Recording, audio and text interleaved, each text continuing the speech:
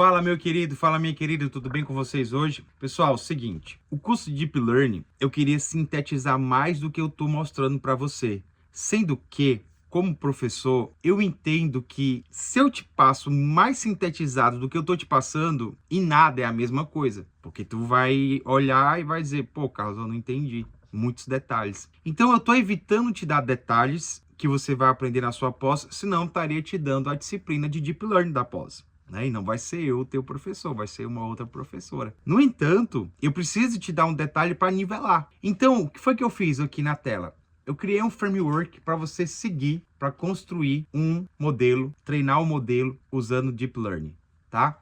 Primeiro passo é coletar dados. Aí tu fala, beleza, Carlos, eu entendi. Isso aí eu já fiz no Machine Learning. Perfeito. Segundo passo é vetorizar esses dados. Beleza, Carlos, eu também entendi isso aí. Terceiro passo, tem que dividir em treino e teste. Beleza, Carlos, já fiz isso aí. Quarto passo, você tem que escolher a arquitetura que você vai criar. Lembra que no Machine Learning, a gente escolheu o algoritmo Randforest. Tinha outro além do Randforest? Tinha uma regressão linear, tinha o SVM, tem vários. Aqui na rede neural, a gente não fala algoritmo de machine learning, a gente fala arquitetura de rede neural. Então, uma rede neural, ela tem várias arquiteturas diferentes. E eu quero te mostrar o passo 4 em um slide. Um slide, meu querido, um slide, minha querida. Tá bom? Deixa eu abrir aqui esse slide para você. A rede neural, ela tem basicamente essas 5 arquiteturas que vocês estão vendo aqui na minha tela. Quando você vai construir uma rede neural, vai treinar o teu modelo com rede neural, então tem que escolher uma dessas arquiteturas aqui. E é óbvio que você vai escolher a arquitetura dependendo do problema que você vai resolver. Então, neste exemplo aqui, ó, a gente vai usar a arquitetura de multicamadas. É o nome da arquitetura que a gente vai utilizar. A primeira rede neural que foi criada é chamada de rede neural rasa. Ela tem apenas uma camada, ou camada única. Na verdade, não tem camada nenhuma, né? Ela própria é a camada. A gente chama de arquitetura perceptron. O perceptron é como se fosse um neurônio. Aí ela evoluiu para uma arquitetura multilayer, multilayer perceptron. Aqui é uma arquitetura com vários neurônios e camadas diferentes. Essa é a arquitetura que a gente vai utilizar, que é exatamente a arquitetura onde todos os neurônios estão interligados. Esses neurônios são essas bolinhas aqui, e eu vou te explicar o funcionamento dessas bolinhas. Bom, essa imagem está errada. Essa imagem ela não está legal para a gente usar, não. Vou até deletar. Vamos procurar outra imagem aqui. Essa imagem aqui que a gente está usando, ela tem um erro. Por quê, Carlos? Porque cada neurônio é para estar ligado em todos os neurônios da camada posterior. Então, se aqui tem um neurônio e tem 1, 2, 3, 4, 5, 6 neurônios na camada seguinte, esse neurônio está ligado aos outros 6. E aqui só está uma ligação de 3. Ixi, esse aqui não dá nem para contar. 1, 2, 3, 4. 1, 2, 3, 4. Pronto, esse aqui está perfeito. Esse aqui é o certo. Tá? Então, ele coloca até aqui o exemplo, né, de onde vem a ideia de camada neural, mas eu vou deixar para o teu professor explicar essa analogia. Então, vamos colocar essa figura aqui lá no nosso sistema. Agora está perfeito. Então, ó, repara que a camada a arquitetura que a gente vai usar para resolver nosso problema é a arquitetura chamada Multilayer Perceptron. Uma arquitetura onde tem várias camadas e cada neurônio está ligado em todos os neurônios da camada da frente, tá bom?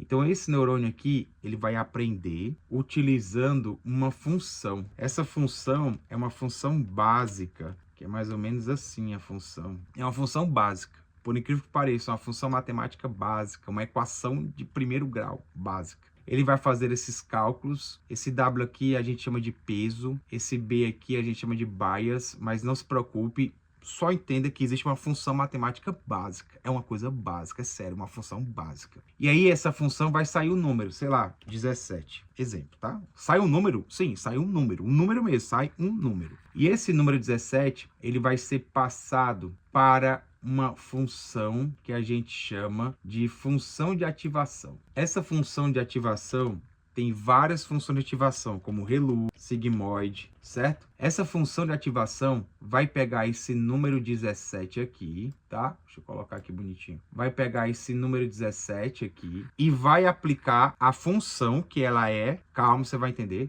Você vai entender, calma aí. Eu sei que tá complexo, mas vai dar certo. Ela vai aplicar uma função E ao aplicar esse 17 à função de ativação, no caso vamos dar como exemplo, que eu usei uma função chamada sigmoid, vai sair um outro número. Vamos dizer que saia 0.14. Pode acontecer, sai um número como esse. Esse número 0.14 vai ser passado para todos os próximos neurônios. Então, a entrada dos próximos neurônios vai ser 0.14. E você deve estar pensando, mas para que isso acontece, Carlos? Acredite em mim, com esses cálculos tudo doido, lá no final, de alguma maneira, vai sair 0 ou 1. E esse 0 ou 1 representa alegre ou triste. Então, ele vai usar uma matemática para que isso aconteça. Se eu pego a matemática em si, o que é que eu tenho na matemática em si? Eu vou já mostrar isso aqui na prática, tá? O que é que eu tenho na matemática em si? O auge da matemática, os marcos da matemática que você aprende, primeira coisa é conjunto. Se você sabe o que é um conjunto, você é fera. Depois você vai estudar as equações. Aí você vai estudar a equação de primeiro grau, de segundo grau, os polinômios. Isso daqui é o segundo marco da matemática. Terceiro marco da matemática, as funções. Aí você vai estudar funções de primeiro grau, segundo grau e as outras funções, função logarítmica e função inversa e é um monte de função que tem. Isso aqui a gente aprende no nosso colégio, certo? Alguns colégios ensinam o que eu vou te falar agora, que é o segundo marco da matemática. Limite, isso aqui eu aprendi na faculdade, derivada e depois integral. As redes neurais usam para fazer o seu cálculo uma função de primeiro grau. E aí, depois que tem o resultado dessa função de primeiro grau, que sai o número, ele vai mandar isso para uma função... Desculpa, vou repetir. Eles usam uma equação de primeiro grau. Essa equação de primeiro grau sai um resultado que vai ser colocado dentro de uma função. Aí essa função aqui depende, tá? Eu vou te mostrar qual é as fórmulas aqui. Funções sigmoide, por exemplo. A função sigmoide... Tá aqui a fórmula dela, ó. É essa fórmula aqui, a função sigmoide. Ou seja, é uma função que sempre vai dar como resultado um valor entre 0 e 1. Essa função aqui. Então, é como se ele aplicasse 17 para essa função. Deixa eu ver se você está entendendo. Eu estou só te mostrando a matemática que você vai aprender lá na tua disciplina, para quando tu chegar lá e dizer assim, meu irmão, que lombra, não estou entendendo nada. Você vai entender. Essa é a matemática por trás, tudo bem?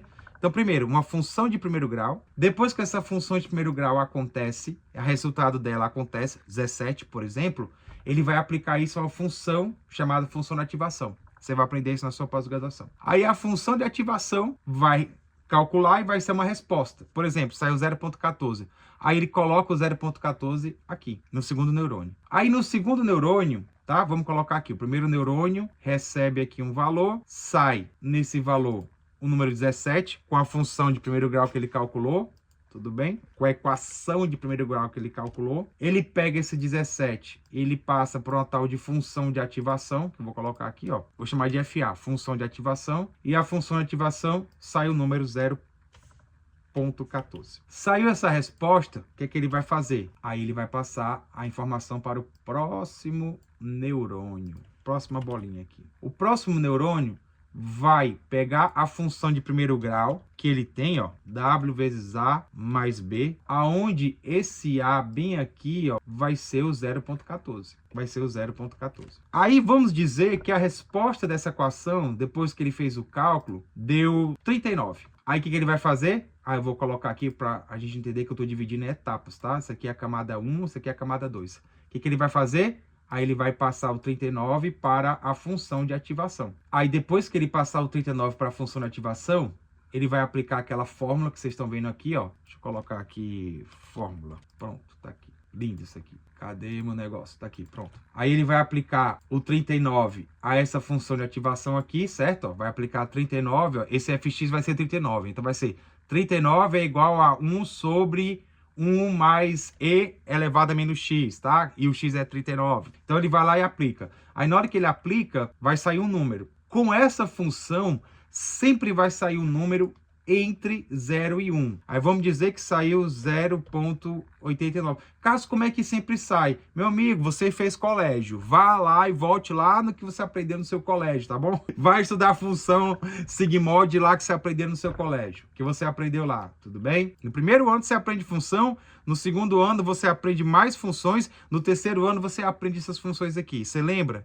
Lembra, né? Você lembra, então tá. Aí acabou. Na hora que acabou, deu certo, aí ele vai passar para o próximo neurônio. O próximo neurônio vai receber a mesma coisa. Vai ter lá a equação de primeiro grau. O A aqui, no caso, é a função de ativação que vem 0,89, né? Esse 0,89 vai ser aplicado aqui. Aplicou o 0,89 aqui, vai sair um resultado. Vamos dizer que o resultado que saia seja, sei lá, 50. Exemplo, tá? Da equação.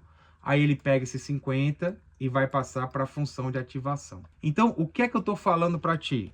Eu estou falando para ti o seguinte. Função de ativação que vai sair um número que é, sei lá, 0,58, tá? O cálculo saiu esse número aqui. O cara aplicou aqui o 50 aqui dentro, né? Lembra que ele vai aplicar o 50 a essa função. O x agora vai ser 50. Aí, quando você aplica esse x, é o 50, vai sair 0. Vamos colocar outro número aqui para não ter erro. 0,39.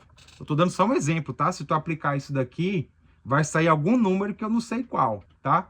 Deixa eu perguntar aqui o chat GPT. Chat, o resultado do neurônio da Deep Learning, ou seja, o número de ativação foi 50. Qual será o resultado disso após passar na função de ativação sigmoide? Ou seja, o número foi praticamente 1, porque ele colocou aqui, ficou muito baixo, né? Menos 50 é muito baixo, né? Então foi praticamente 1. A resposta foi praticamente 1, né? Não foi... Então, você entendeu onde eu quero chegar, né? Aí lá no final, vamos dizer que foi 50. Então a resposta foi praticamente 1, certo? Se foi praticamente 1, e essa é a última camada, 1 é alegria ou 1 é tristeza? 1 é alegria. Então, a resposta após o treinamento é happy. Aí tu fala, pô, mas que lombra, Carlos. Calma, vamos entender aqui na prática. Deixa eu abrir o código. O que é que eu quero que você entenda? Que no final das contas, cada camada, essa aqui é uma camada, tá? Ó, cada camada, você tem que colocar que função de ativação você vai usar e a quantidade de neurônios que você vai usar. Cada neurônio vai fazer um cálculo usando uma equação de primeiro grau. Vai fazer uma equação de primeiro grau. E depois que ele faz esse cálculo, ele passa para a função de ativação, que você tem que dizer qual função de ativação você quer escolher. Repara que em cada camada eu estou escolhendo a função ReLU como função de ativação. Tudo bem? E aí ele vai passar para a próxima, até chegar na última camada. Aí tu fala, Carlos, por que na última camada tu escolheu a sigmoide? Porque eu quero que saia 0 ou 1. A sigmoide é uma função que sai 0 ou 1. Então eu escolhi isso aqui. Aí tu fala, ah, então o engenheiro de machine learning ele tem que ter noção desse tipo de cálculo para criar uma boa arquitetura? Sim, ele tem que ter noção disso. Repare que na tua pós-graduação, a tua professora vai ensinar como é que esses cálculos funcionam. Eu aqui tenho por missão apenas construir contigo a rede neural. Estou construindo contigo a rede neural. Eu não estou explicando como funciona cada função dessa em detalhes, apesar de que eu já superei o que eu queria ter ensinado. Eu estou ensinando a matemática da rede neural, que eu nem precisava ter te ensinado. Era só te dar o código e dizer, ó, gente, aqui é o código, aí você tem que colocar isso aqui, mas você vai aprender isso na sua pós-graduação. Poderia ter feito isso? Poderia, mas não fiz. E quis explicar o que é isso aqui. Então, vamos fechar essa aula aqui, essa matemática. A rede neural usa uma matemática que você aprendeu no seu colégio, e se você fez alguma disciplina de engenharia, você aprendeu também, a partir de cálculo. Aí, quando você cria uma rede neural, você tem que entender que os neurônios... Você tem que escolher uma arquitetura. A arquitetura que eu escolhi aqui, que você está vendo, é uma arquitetura chamada... Cadê meu slide? Chamada Perceptron Multilayer, ou arquitetura MLP, onde cada neurônio está interligado com os neurônios da camada seguinte. Ou seja, eles estão todos ligados de alguma maneira. O neurônio aprende através de uma equação matemática e não passa direto para o próximo neurônio. Ele primeiro passa por uma chamada função de ativação, e essa função de ativação tem um resultado, e o resultado da função de ativação ele passa para o próximo neurônio, que passa para o próximo, que passa para o próximo, até chegar aqui, ó, na última camada, que é a resposta. Tudo bem?